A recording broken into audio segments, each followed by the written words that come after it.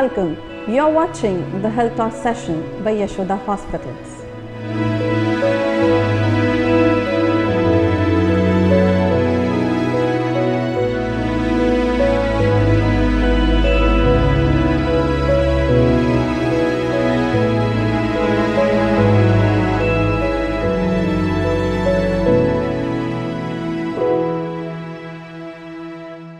Uncontrolled and long-standing diabetes can lead to diabetic foot ulcer, which is common and disabling problem. So let's discuss about diabetic foot ulcer and its recent advancements in its management. I'm Dr. Lakshmi, and let's welcome Dr. Bhavin L, consultant vascular surgeon and diabetic foot surgeon from Yashoda Hospitals, Secunderabad. Welcome to the program, doctor. Thank you. Thank you very much. So doctor, about 20 to 35% of diabetic people develop diabetic foot ulcer. So what is diabetic foot ulcer and why do you think it is of a significant concern? So basically, if you talk about diabetic foot ulcer, it is a complication which happens in almost each and every patient during their lifetime. It is a small ulcer or not a healing wound present in the foot. As India is known as a diabetic capital, you can say that it is a quite common complication in each and every diabetic foot patients. So in general, doctor, do you think all diabetic patients are at risk of developing diabetic foot ulcer, or are there any particular risk factors? So hypothetically, yes, each and every patient who is having diabetes, they are at risk of diabetic foot ulcer development in their lifestyle. There are other risk factors also where you can say if you are having those risk factors, you are at more risk of developing ulcer than a normal diabetic patient. These are the few risk factors are like if you are a smoker or using any tobacco product, or with diabetes you are having any other heart disease or hypertension, or you are having hyperlipidemia. So if you are having all other diseases also with diabetes, then definitely you are at a more risk than normal diabetic patients. So how do you think one can identify diabetic foot ulcer, and when do you think they should seek immediate medical attention?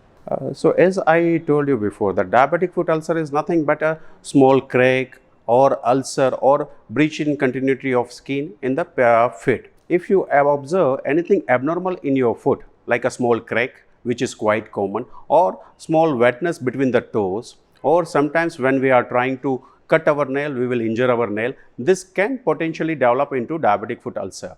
Other than this, if you notice any increase in the temperature, it means if your foot is warm than normal, if you are observing any redness or any abnormal swelling, definitely you should either show it to your diabetologist or nearby any vascular surgeon you should consult.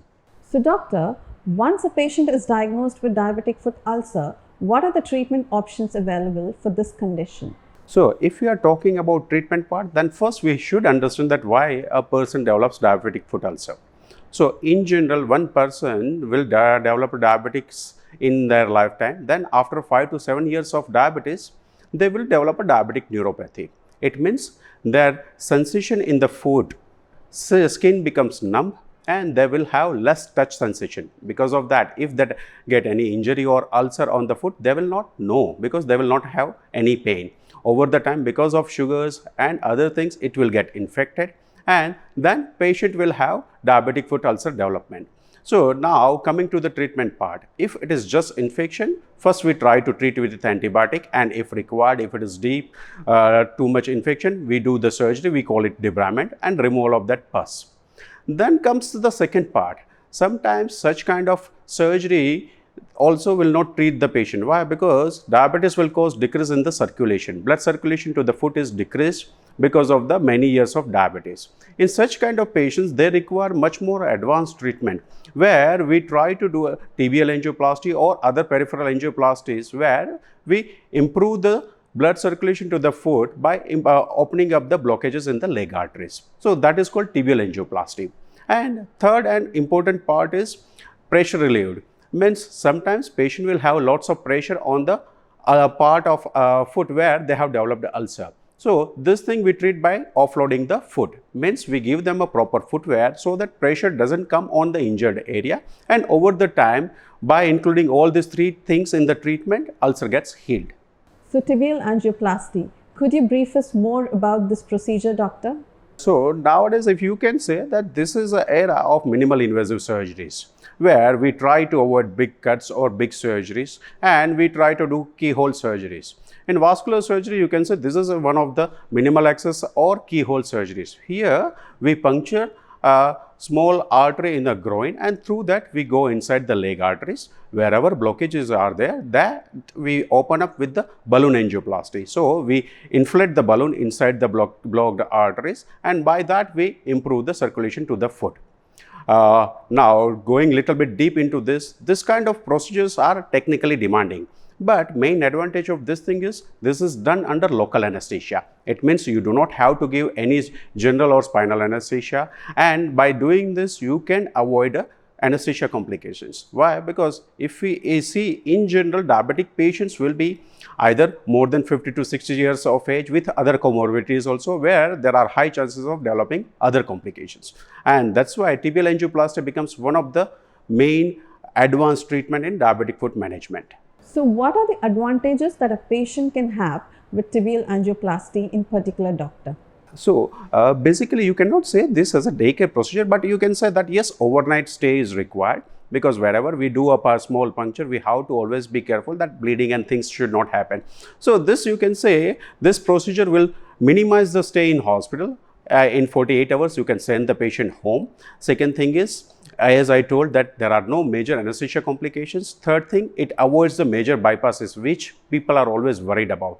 So this is a major thing where with just small puncture, you are treating a big ulcers and you are saving the foot and leg of the patient. So now it's time to bust few myths and know the facts. So taking the first one, most people think that if their sugars are under control, they will not develop diabetic foot ulcer. So again, you can say this is not technically right thing. Diabetic foot ulcer can develop with controlled sugars also. Yes, if your sugars are high, then there is a high chance that you will develop a more severe infection, but it doesn't mean that if your sugars are under control, you will not develop diabetic foot ulcers. No. So it's a wrong thinking. Taking the next one, tibial angioplasty is a complicated procedure that would require long stay in the hospital. No, again, this is a wrong thinking or a wrong perception people are having. Tibial angioplasty is a complicated thing, but for that is a that requires a advanced training, and people who are properly trained and having enough experience, it is not that much complicated. Okay, that requires a minimal stay of, you can say, 2 days in hospital.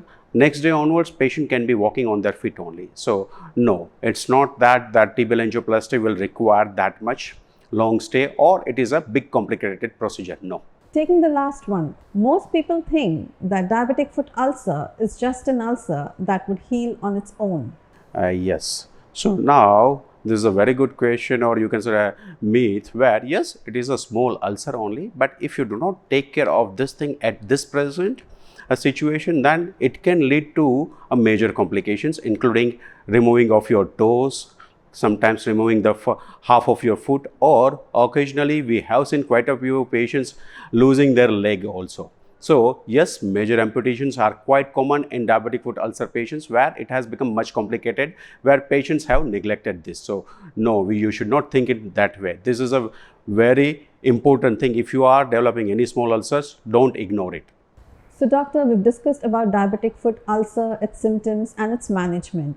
So now coming to the most important one, what are the preventive measures that all patients should take? So already we have discussed few things. Now I'll just reinstate those things again. First and foremost thing is you should try to control your sugars. Sugar control is utmost important throughout the day and throughout the year. It should be under control. Then comes the taking care of your foot part. How to take care of your foot? Daily inspect your foot. If you observe anything abnormal in your foot in the state, like if any small ulcer, redness or swelling, definitely show it to your diabetologist or nearby doctor. Third thing is always try to wear diabetic footwear. These are the specialized footwear which take care of your foot very well. They are delicate and they avoid any unnecessary injury over your foot. Why? Because what we have commonly seen is shoe bite injuries, and from that people develop a big diabetic foot ulcer and other complications. So all these three things are very much important for prevention of the diabetic foot ulcers. So before ending this episode, doctor, what message you would like to give to our audience out there as far as diabetic foot and its care is concerned? So now everybody wants to be happy in their life. So here I would say that diabetic foot patients should try to keep their feet happy, then they will be happy. So keep your feet happy and healthy, then your life will be happy and healthy. So thank you, doctor. It was wonderful having you here on our program today. Thank you very much for giving this opportunity. It was a wonderful time. I hope people will get right message from here. Thank you.